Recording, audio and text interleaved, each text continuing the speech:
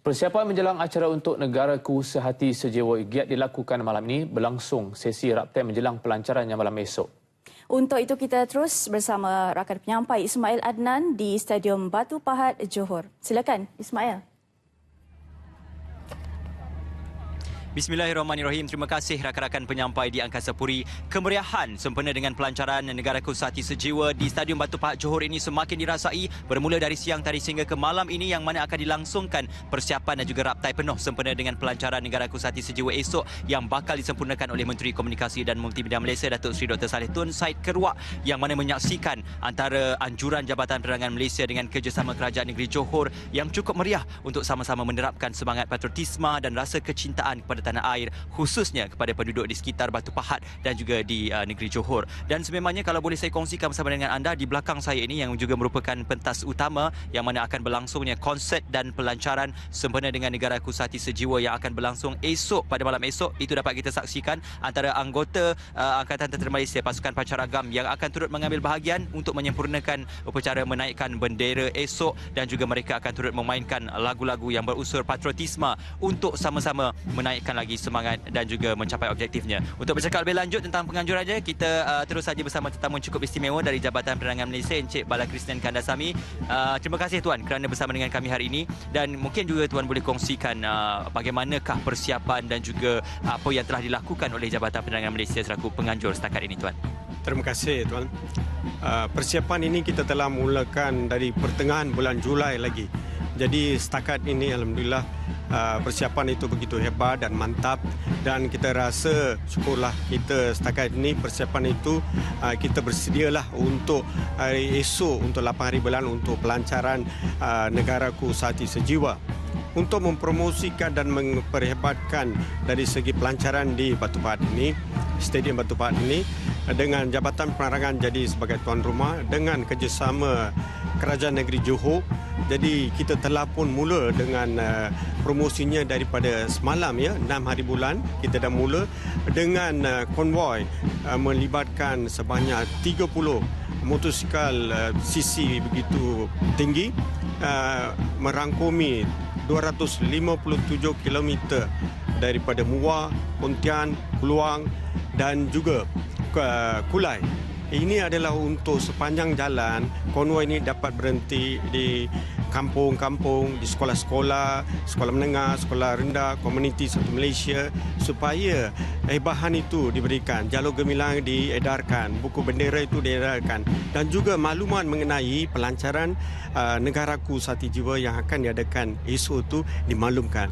Jadi bukan itu saja, hari ini kita telah pun adakan 3 konvoi kembara jalan kasih kita telah adakan di Muar dan Rengit dan juga Yompeng. 3 konvoi melibatkan 60 pegawai penerangan yang juga kita telah melalui lebih kurang 30 kampung dan maklumkan juga supaya memperhebatkan supaya rakyat di Johor ni khususnya di Batu Pahat, sekitar Batu Pahat dapat bersama-sama dengan kami untuk pelancaran Negaraku Sehati Sejiwa yang akan disempurnakan oleh Yang Berhormat Datuk Seri Dr. Saleh Said Keruak, Menteri Komunikasi dan Multimedia.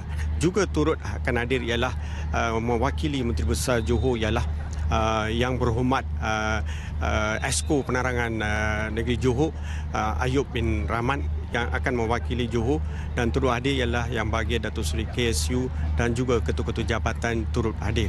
Dan kita jangkakan esok kita akan mula dengan senam aerobik 6.30 pagi ikuti dengan larian negaraku yang setakat ini kita dimaklumkan sebanyak 2,000 peserta telah pun didaftar bersama untuk bersama-sama walaupun hari kerja di Johor tapi kita percayalah ini adalah semangat kenegaraan, semangat kekitaan, semangat Merdeka itu kita nampak lihat supaya sebanyak mungkin lebih daripada 2,000 akan hadir. Besok pagi 7 pagi kita akan adakan larian negaraku ikuti dengan senam aerobik dan di masa yang sama juga kita nak menggelorakan semangat patriotisme di sini. Bukan saja kita nak patriotisme di sini tapi juga kita juga memberi peluang kepada orang di Batu Pahat ni, khususnya masyarakat di sini, supaya kita pun sediakan pameran.